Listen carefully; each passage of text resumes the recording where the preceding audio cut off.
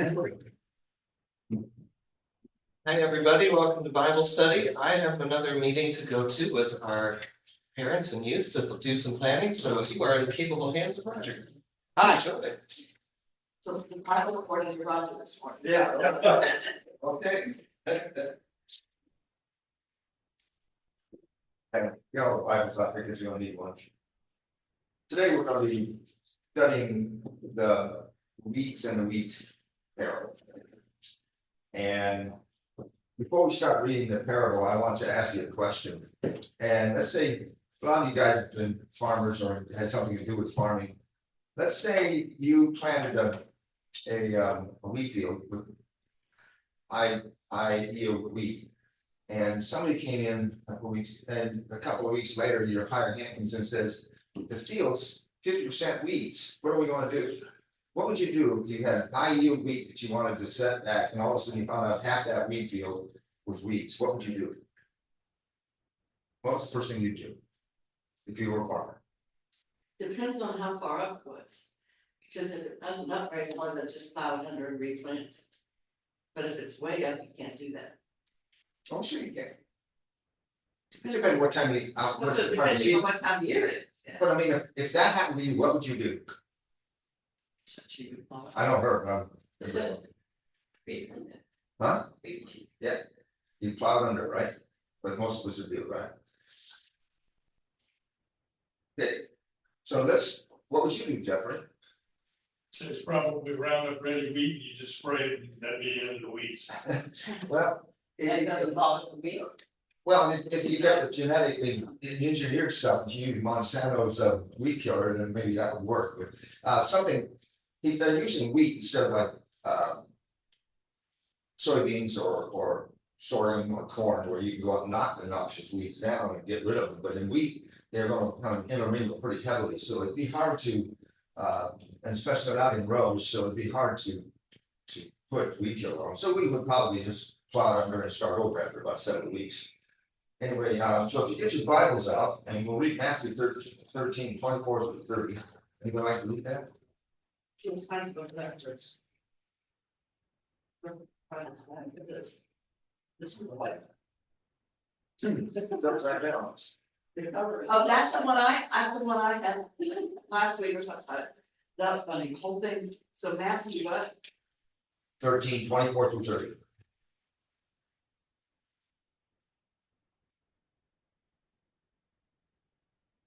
Here's a little background before you read that.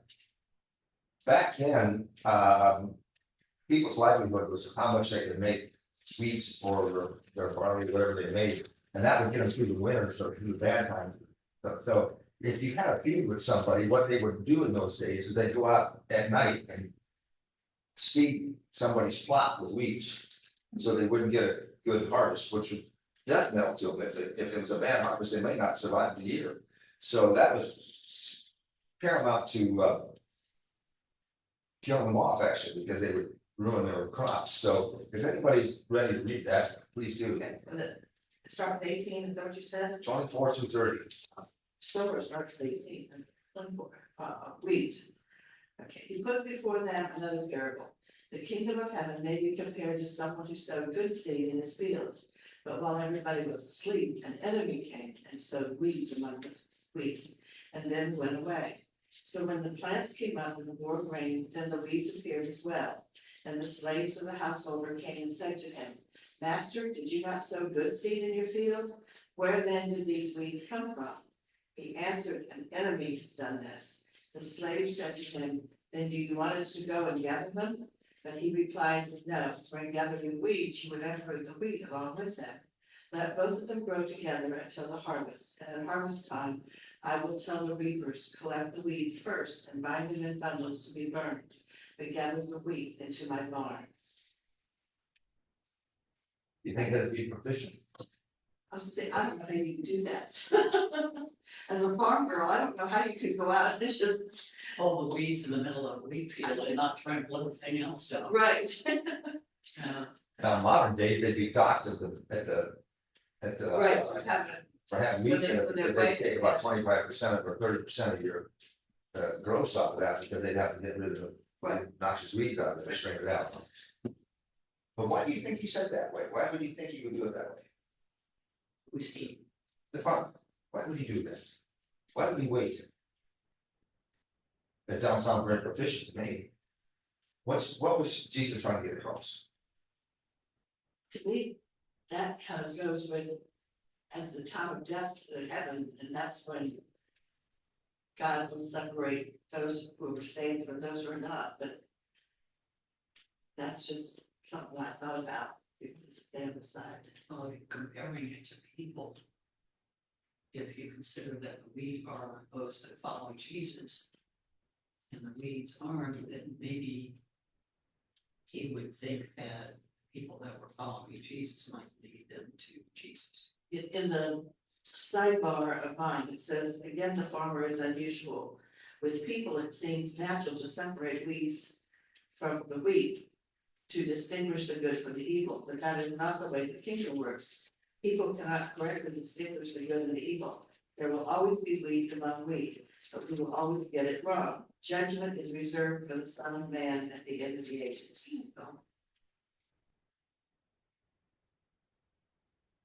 Sits right there, give something up. So you're saying, put that in layman's terms, what you just read there. And being at the end of our life, the judgment day, God will decide who is saved and not saved. It's not up to us. Yeah, but I mean, when you say evil and not evil, what do you, it's like, what he's talking about is sin, but we all sin, He said to distinguish the good from the evil. right? But he's not talking about individuals. We shouldn't distinguish. Oh, I thought he was talking about individuals. I don't think so. I think he's talking about evil in general. Well, we're not judges. It's for Jesus. Yeah, we don't, right. Okay, read. Judgment is reserved for the Son of Man at the end of the ages. Mhm. So we're not to judge them. Right, but in a way, we do judge people. We have to have courts and police. Yeah. So, in some ways, if we didn't judge anybody, yeah, things would be kind of, as principals, you judge people every day. But one of the things I was trying to get at here was that we have a tendency to judge people whether they're evil or not, whether from our own perspective. And one of the things we sometimes will do is prematurely judge somebody. And that's basically what he was saying here is that we don't judge, that's at harvest time, basically, or at our time when we. Kind of judge Right, what he's yeah, talking we about. don't, Yeah. so everybody, the weeds and the wheat are all growing at the same time, the same culture, same foods, and they survive the same way. But it's not up to us to decide who is Well, they're wolves. evil, who isn't, and that's gonna be at the time of judgment, basically, is what he's trying to say. Who would like to read 13, 36, and 43?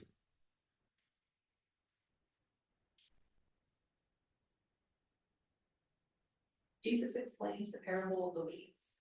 Then he left the crowds and went into the house. And his disciples approached him, saying, "Explain to us the parable of the weeds in the field." He answered, "The one who sows the good seed is the Son of Man, and the field is the world, and the good seed are the children of the kingdom. The weeds are the children of the evil one, and the enemy who sowed them is the devil. The harvest is the end of the age, and the reapers are angels. Just as the weeds are collected and burned up with fire, so will it be at the end of the age. The Son of Man will send his angels, and they will collect out of his kingdom all causes of sin and all evildoers, and they will throw them into the furnace of fire, where there will be weeping and gnashing of teeth. Then the righteous will shine like the sun in the kingdom of their Father. Let everyone with ears listen." So what do you think the hope of the parable is?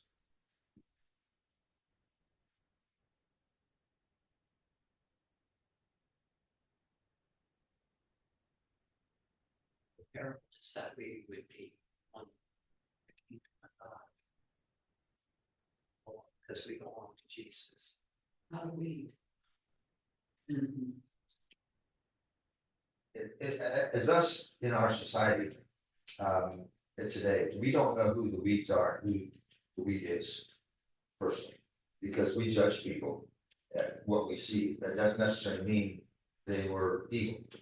So the evil individual and the righteous person are treated the same in society as far as what they, you can have a rich bad guy, you have a rich good guy, you have somebody that's evil, that's got good health, somebody that doesn't have, that isn't evil, has bad health. We really don't know who really is evil, who isn't. However, we do judge people because, but that doesn't necessarily mean they were evil. The only one person that can judge that is Christ. And so that's why he says we prematurely sometimes pull the weeds up before they're really knowing that they're weeds, I guess. Does that mean that people who begin to be weeds cannot change and become wheat? I mean, they wouldn't be in the field, of course. But, being exposed to other Christians could turn people's hearts, I would think. That's interesting. Can we turn into a weeds? There's a religion, I can't remember what the denomination is. I think it's the Holy Witness that says there's only a certain number of people Right. that are going to heaven, the rest of them aren't, but you don't know who is, so you go to church anyway. That's, I think they get some idea from this parable, where you are born as a sinful individual or a weed, or you're born as a wheat, and you cannot change that. You'll live your life like everybody else lives it, but at the end, you're forsaken of it. You're not part of the certain number. We're not supposed to. And, but I think that's where they get that from. And what I'm trying to get across is that we don't really know who the weeds are and who they are not. So we should not be condemning people as evil without us really knowing the circumstances behind it. And people could change. Yeah, that's what I think. I mean, that's what evangelism is. But like we said earlier, though, we would normally today, if you had weeds in that field and there was 50% weeds and 50% wheat, because the yield would be cut in half and you'd end up getting docked, we would probably just start over. And God did that when he had the flood. But he didn't do it the second time. Second time he said, no, we'll just let them come to maturity and then we'll decide who is and who isn't at that point. I think that's what he's trying to get across here, that he wasn't going to do that anymore. I wonder, I'm thinking of all the different churches who have split off from others because they didn't agree with them. Right. See all these storefront churches and, they're pop-offs from I others. think also is probably one of those, or maybe not. What's that? Maybe they just decided. They didn't break off the Episcopal Church, they broke off from I think, two different Episcopal church. They were people dissatisfied with the one in Mechanicsville and the one over at the Hanover Courthouse, so they formed their own, but they're still Episcopalians. So,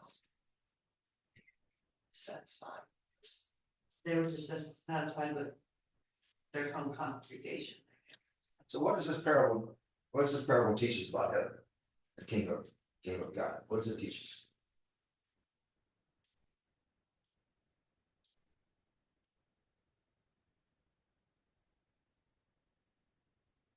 God is the judge, not us. Everybody else?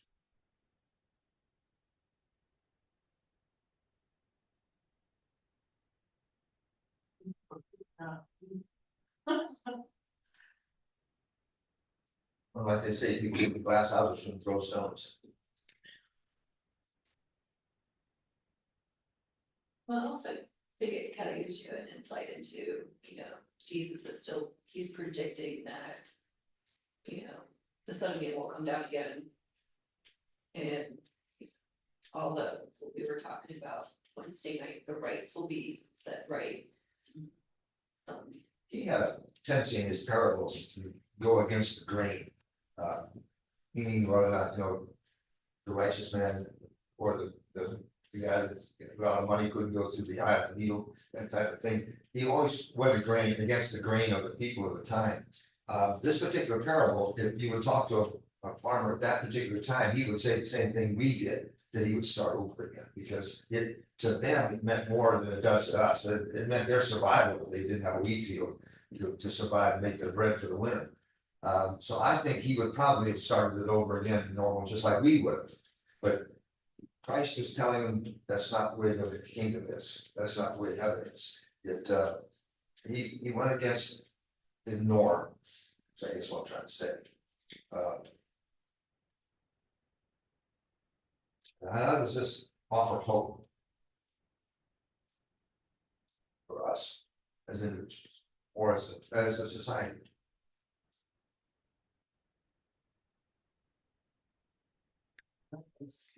Justice, doesn't it? You know, that Jesus will make everything. It's like, It's rights. but it's right, yeah. So, that's good. It's parable because it liberates the wheat from the corn, or the wheat from the weeds. Jesus. Name. Right. Right. Brought up a point a little bit ago about can we switch from weeds to wheat? Is that possible? It doesn't say that here. I mean, here it says that your weeds are wheat, and he's going to separate the chaff from the good wheat at the end.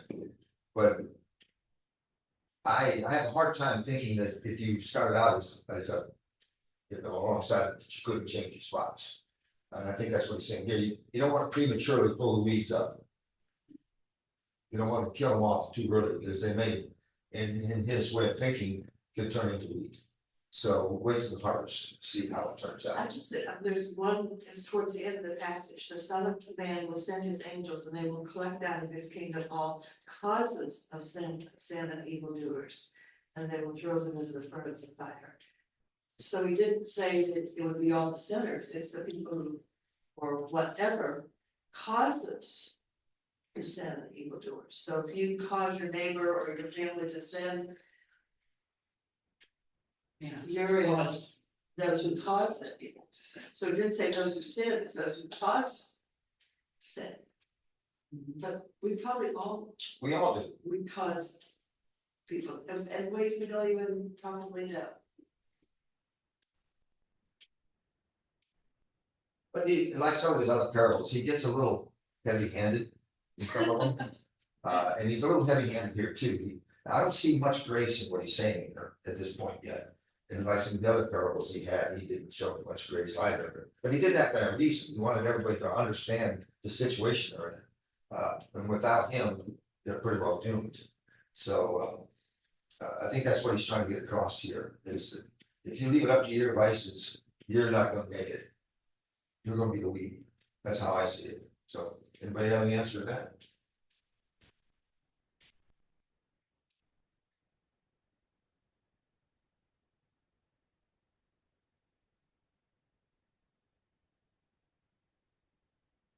Still getting more of the hope in like part of it where you were saying about if you stay in the ground instead of pulling the weeds. You have a chance to change. You have a chance to change. Yeah. Otherwise Stay you in the would, ground and what? you have a chance to change. Otherwise you wouldn't have enemies or Scrooge. Yeah, we sometimes prematurely judge somebody. You could probably change it anytime you like. You read or hear about all the prisoners on death row who, you know, change. Whether it's legitimate or not, I don't know, but people on the deathbed who change.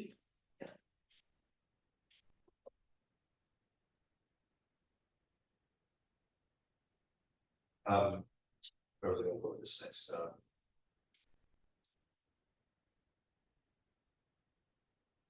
Any final thoughts on that? And we'll go on to something else.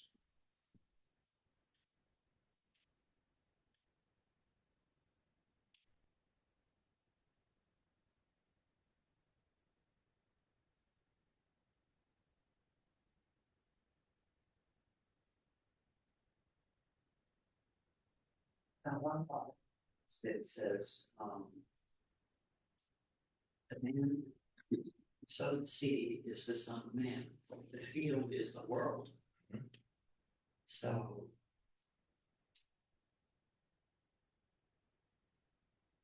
how that he created the world, the soil is fertile everywhere. So, get it back. The world is a gift from God, the soil is a gift from God.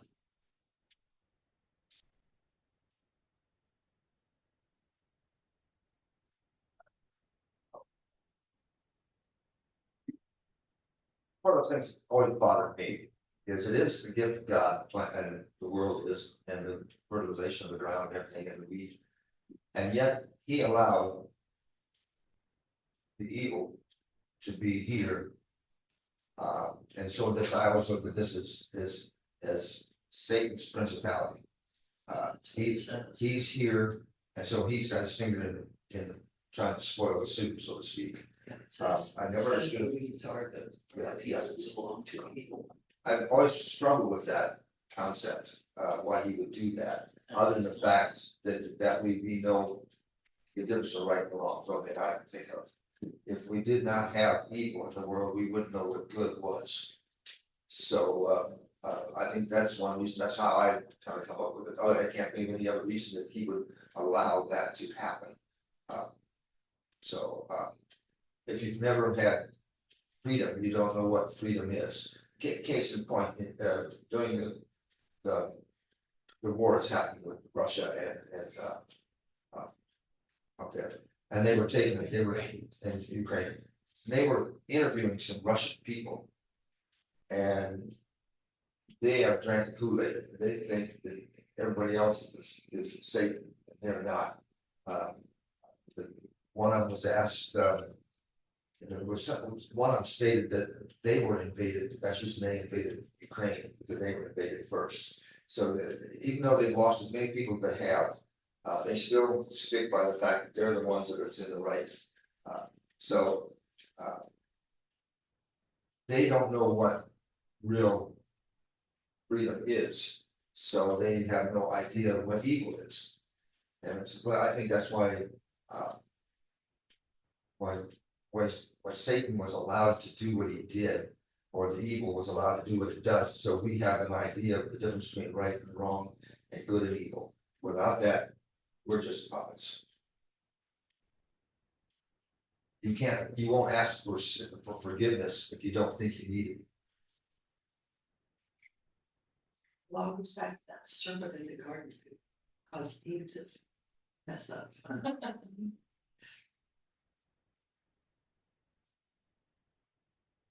Parable that he had here, we need to get to it, we do.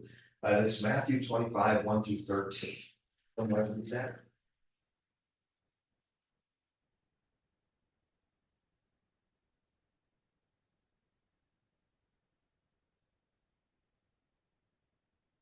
Wonder what? 1 through 13. Then the kingdom of heaven will be like this. 10 bridesmaids took their lamps and went to meet the bridegroom. 5 of them were foolish and 5 were wise. When the foolish took their lamps, they took no oil with them, but the wise took flasks of oil with their lamps. As the bridegroom was delayed, all of them became drowsy and slept. But at midnight there was a shout, "Look, here is the bridegroom, come out to meet him." Then all those bridesmaids got up and trimmed their lamps. The foolish said to the wise, "Give us some of your oil, for our lamps are going out." But the wise replied, "No, there will not be enough for you and for us. You had better go to the dealers and buy some for yourselves." And while they went to buy it, the bridegroom came, and those who were ready went with him into the wedding banquet, and the door was shut. Later, the other bridesmaids came also, saying, "Lord, Lord, open to us." But he replied, "Truly I tell you, I do not know you. Keep awake therefore, for you know neither the day nor the hour."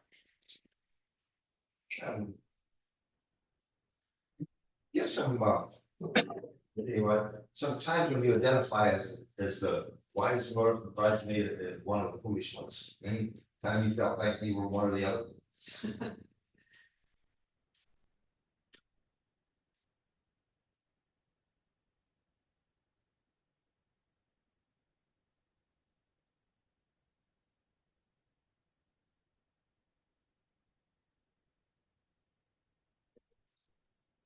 if you work somewhere where food's not readily available and you forgot to take your lunch to work with. Take a meal with you, you just realize that I'm gonna have to wait until I get back home to eat again. Or you see them on the side of the highway all the time, people are out of gas. They were foolish and didn't look at their gas gauge. I work at a auto parts store part-time. And some of the conditions, some of the cars come in. It's a wonder they're not walking most of the time. They never look at it, they never pop a hood until it doesn't work. Then they expect somebody else to do it for them. So they're never ready for, and then they feel, woe is me, they feel like, why did this happen to me? When they were foolish enough not to maintain their car. That's the same here, you gotta be on your toes all the time, because you don't know what is actually gonna happen when it happens. And then there's other times when you prepare to the hills, that you know exactly what you're gonna do, but before you have to do it. Today, I'm a little bit of both. I got this last night, so that's why there's not too much preparation down on this, because I didn't get it till last night because the pastor was not feeling well. So I'm a little choppy on it because I didn't have time to really look at it long, but I got the idea, the gist of what he was trying to say.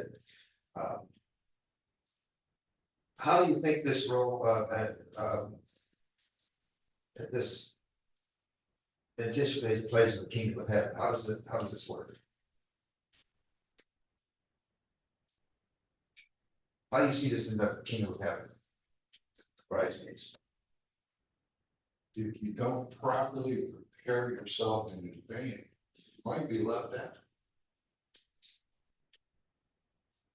Yeah, you say, well, I'll get to it later. I'll take care of it later. And you got me to get a car accident, something like that, Or really just belonging to a church would be a good bridesmaids.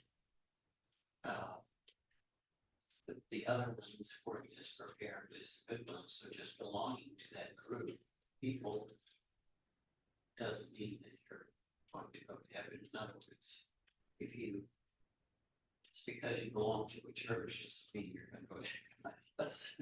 But that's like that old joke, going to church doesn't make you any more Christian than standing in a garage makes you a car. That's right. That's a good one, I like that. There's a thin line between Saturday night and Sunday morning. Yeah, they used to have that swear about the hypocrite. The hypocrite goes out during the week and defrauds his neighbors, and he's out drinking on Saturday, he's always at church on Sunday morning. And you can look at that two ways. One is that the guy knows he's not cool and that he's got problems, and he goes there to ask forgiveness every Sunday. Or he's doing it to see who's wearing the best hats that day.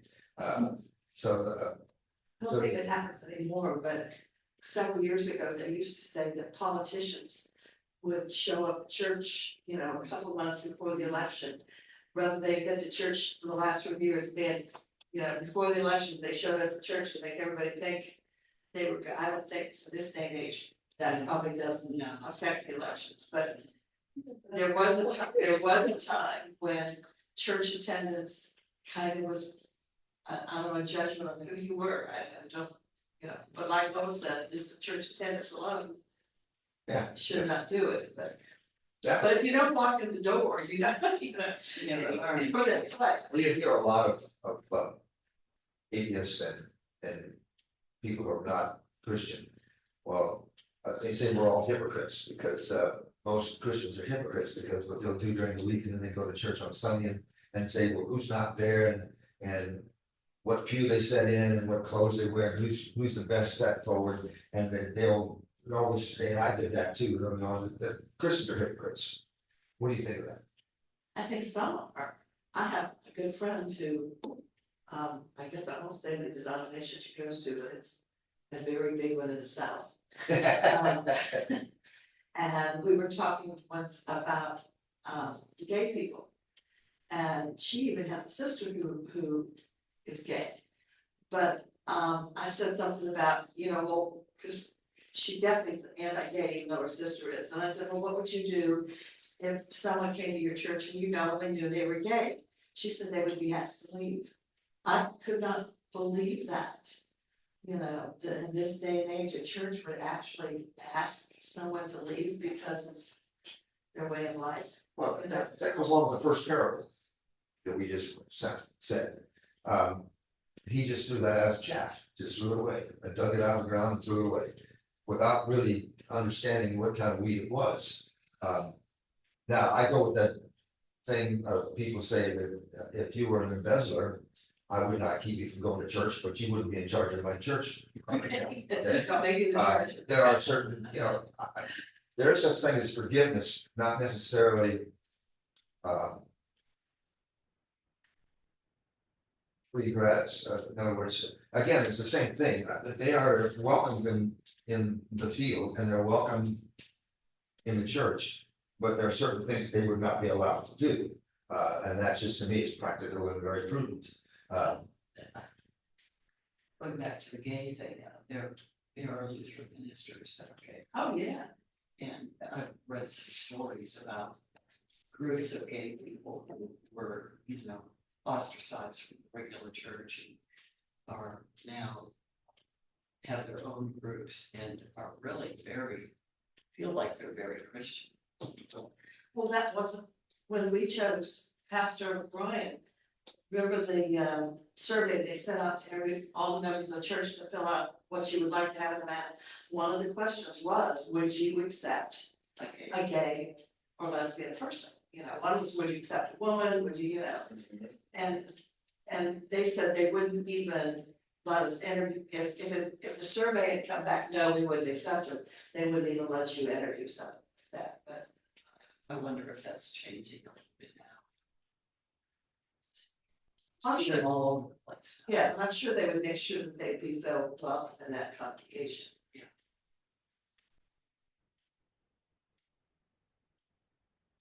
The military years ago, they don't have any more. Military years ago is don't ask, don't tell. And that's their answer to problems they're having earlier. I had a friend of mine, he wanted out of the service pretty bad. He worked the city.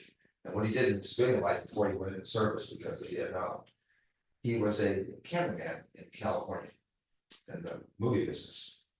And he'd been in some pretty big blockbusters in the early 60s, late 60s. And he enlisted so he wouldn't get drafted. And he was 2/3 through his enlistment. And the Navy came out with a thing that says if you, at that point, they didn't have don't ask, don't tell yet. And they said, if you're gay and you come forward that you're gay, we'll give you an honorable discharge. So that's what he did. He come up and he said, I'm gay. They said, okay.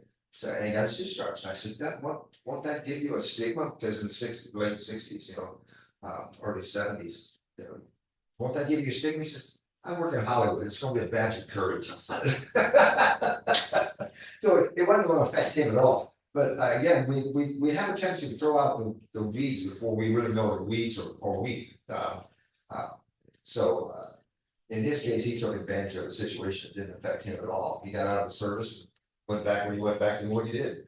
I assume he's still a cameraman in the movie industry yet. So I was thinking about teaching. and he was about as gay as I am. We didn't throw him out, but let me tell you, every year as the kid went through school, either that teacher was gonna have the kid this year, went back to who they had last year, or last year's teacher came to that teacher. And if there were certain things about that kid that were gonna cause problems, they let you know, so. Johnny, I bet you knew about, by the time somebody was a sophomore, you knew all the problems. Military is that way too. Yeah. If you got Prepare. the military is that way too. If you got stationed in a new station, your reputation's there before you were. So you never had a chance. If you had a bad reputation the last duty station you were at, you didn't have a chance to reconcile or try to change. They already had a preconceived concept of who you were before you got there. And so they then treated you as such. That's one of the things the problem about the military was that you could never turn over a new leaf. I mean, you were always stuck, right? So if you had a bad duty station, that was with you the rest of your life. So they did basically the same thing. They would weed you out before, and before they ever had a chance to really see if you're gonna change anything. If the Lord returned today, how do you think our lamps would be? The oil for our lamps, how do you think most of us would be?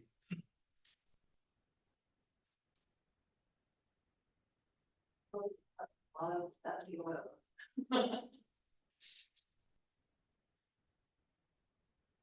Individually and then collectively as Christians, how do you think that? Like when the dash of your car with low oil and flash. Nobody looks at the dashboard, yeah, right.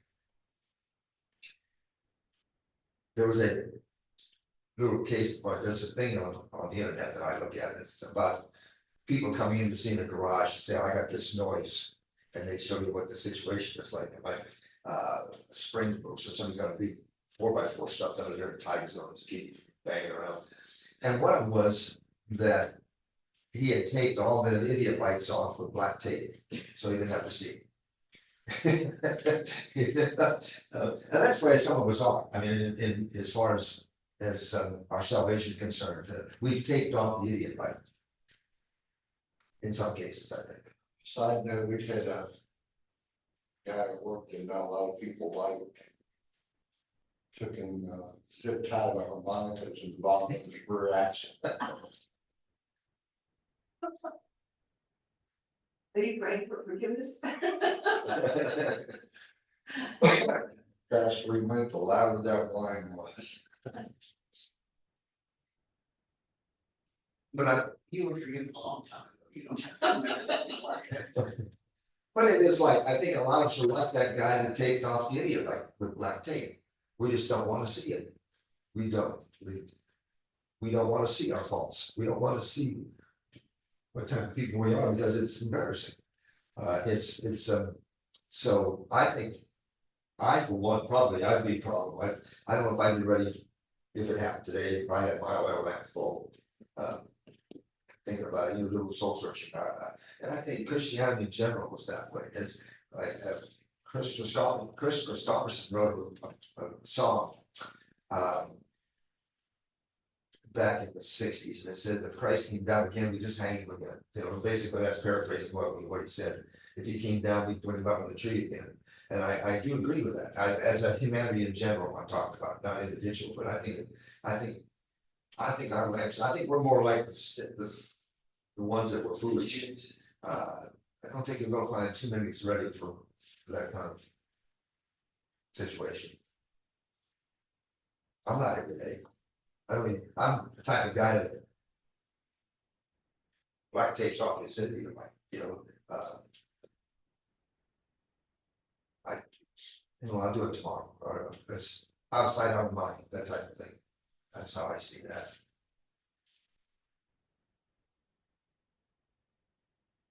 Take that class, keep awake therefore for you know, neither the day or the hour.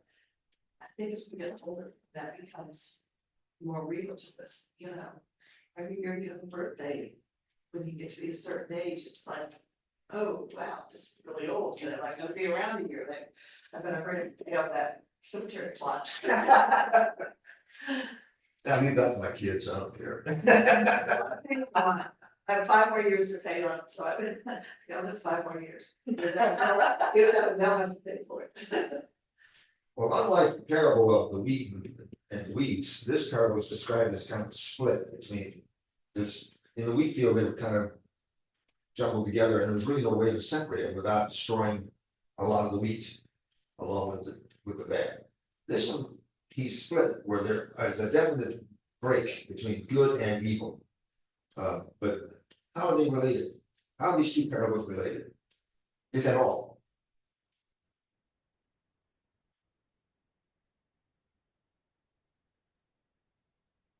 Separate out. Out the wheel, out through the front of the stack of arms. And then the people that were ready separate because they were ready. So that's both of them are separation. So you're saying the harvest and the wedding were all the same, basically the same thing. There was, the wheat was harvested with all the weeds at the end of the harvest. The bridesmaids were separated at the time of the wedding. Is that what you're getting at? That's what where the common point is. I think they're both telling of the judgment day as well. Yeah, They both have these. one is a wedding, the other one's Yeah. but harvest, but yeah, It's they're both the same. a point of judgment. Yeah, because we have to remember when the Bible was written, most people were illiterate and could not read and had not been educated, so they told these parables, these stories that they hoped people could identify with to learn that way. You know, it's like funny tales that we read to little kids. They're supposed to teach a lesson.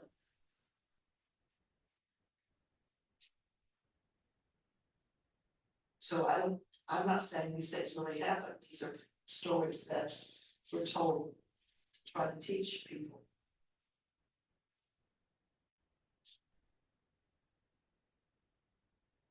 Then we'll break down, what one thing do you think these two parables teach? Sure.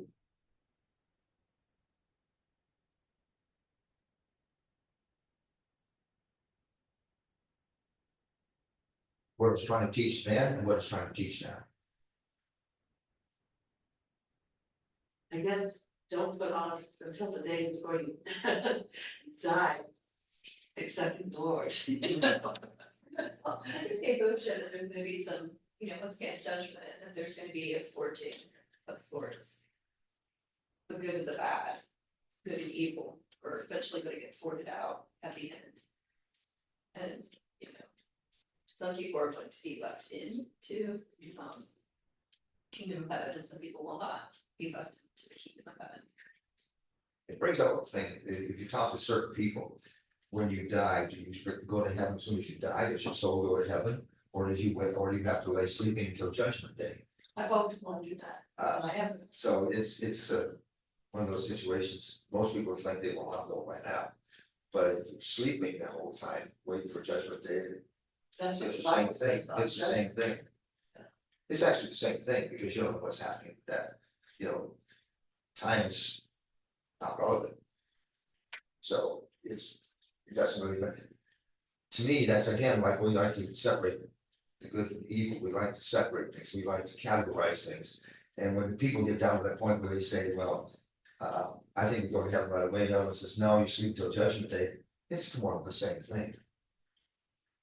There's no difference. It is, Except time is irrelevant. after somebody dies, oh, they're in heaven with grandpa, or I bet they're having a conversation with, and that's probably not. A lot of stories. Again, though, whether that or We that, we you're would like to sleeping, think that. or you're sleeping, right, that makes you feel good. But whether or not that's the case, or whether or not you wait for the judgment day, it's really academic, because there is no time. The time is irrelevant. So at that point, so it would seem the same both ways. So eventually you will be with your friends and relatives. But that's a judgment time, or as you go right now, I don't, again, that's something we do, we separate the good from the evil, we categorize things, and that's basically what it's trying to say here, that's human nature to do that. Either case is irrelevant because there's no time involved, so both could be correct in that case, so that's the overall judgment that I get from this, the overall answer I get from this is that we are too quick to categorize and judge and put people in cubby holes without really knowing the situation behind it. Yeah, Well, I was just gonna say, there's a contrast between the two parables, so in the story of the wheat, it's like you don't have a choice. Whereas in the parable with the lamps, you have a choice. that's true. If you I agree with prepare yourself, but in the wheat story, it's like, one and done. Yeah. So I think that, there's a little more hope in In the that second, was one thing that bothered me about the wheat story was that, Okay, whatever happened to forgiveness? And that's why I said earlier, there was no grace in it that I could see. But again, he did that quite a few times in his parables, where it was either black or white, you know, you either is or you weren't. And I think he did that just to prove a point, like the rich man, you know, could never find it in heaven. So there's always that story about the rich people are never going to heaven because their money is their God. That's what came out of that. Again, we categorize people in those particular parables. But that's not what he was trying to do. I think he was just trying to shake people up, say, you know, wake up and fly right. It's a shock effect to some degree, and so now I have a problem with that too. There was no grace in that person. You either was or you weren't, you know. And the second one, there is. It's up to you to be a little more alert. But I think he did that by design. I think that was the shock effect to try to make people understand a little bit better. Because some of his parables did not have much grace in them. But that's not the exact point, you know, so, and I think that's what that is here too. I think he was trying to prove a point in both cases. The good and the evil will be separated at the time of judgment. That's what I think he's trying to say. How do you get to that point? First place is when one says that you can prepare yourself to be there, and the other one says, no, you're not, you know, you are what you are. And so it's a little contradictory concept between these two, I think, a little bit. Anybody else have any ideas on that? I think we can prepare ourselves for the end, and I think that's what prayer and Bible study are all about. That would be like filling your lamp would be filling, you know, filling us with strength. The Holy Spirit to help you change everything's done. It seems like that here you have to do something to be ready. So for us to be ready all the time, we would want to try to be close to God all the time, which is difficult. These parables probably had different meanings then to now, because life was different then. So we could talk about what it might have been like with them, but do you think that's different for us now? Do you think the parable means something different to us than it did to them? Both parables.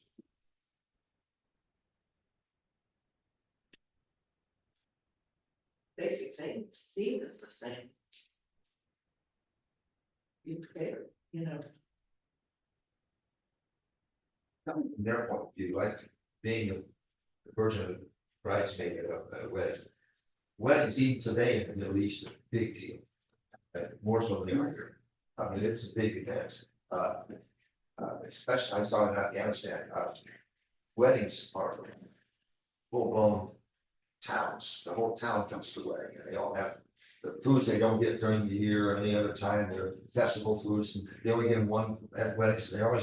Weddings are a big deal. And I think that's probably the way it was back then here. The wedding is more than what we see it as today, you know, where it's just family and friends. There it was the whole town showed up.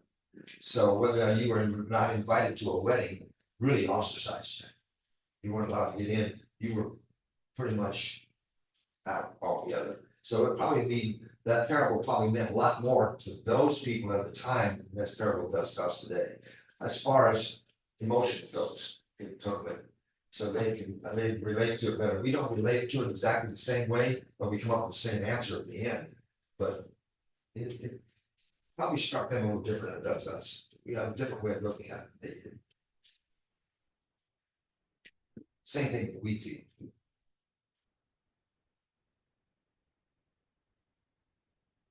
They would understand because of the culture of the time.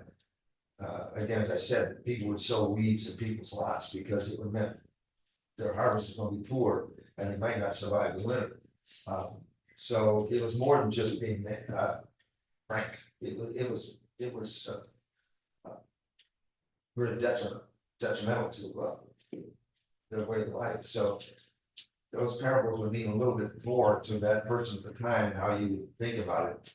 Hopefully they came up with the same opinion we did, but they would have a little different idea of what that meant. Anybody else have any comments?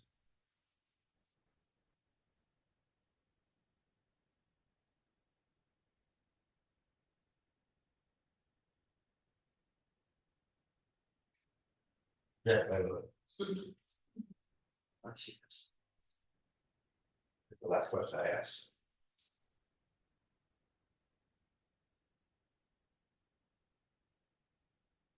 I guess what I'm trying to say is, how do we translate it today compared to the way they would have translated those two parables? The way that we think, the way they thought. Would they see it the same way we do?